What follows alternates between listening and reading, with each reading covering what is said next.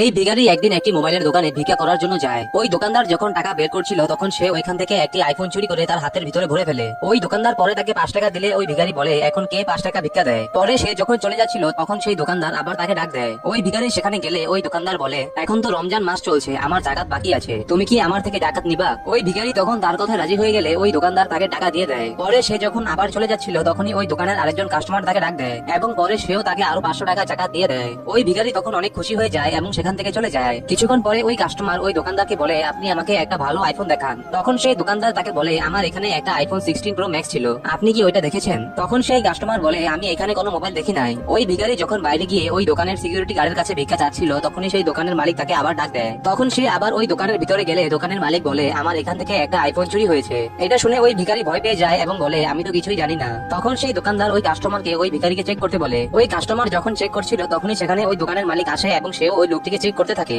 ওই ভিখারির কাছে তারা দুজনে কিছু না পেলে সেই ভিখারি তাদের অনেক বকা দেয়। তখন সে তাদের সালাম দিয়ে চলে যেতে নিলে সে ধরা পড়ে যায়। ওই দোকানদার তখন অনেক রেগে যায় এবং তারা দুজনে মিলে ওই লোকটিকে অনেক মারে।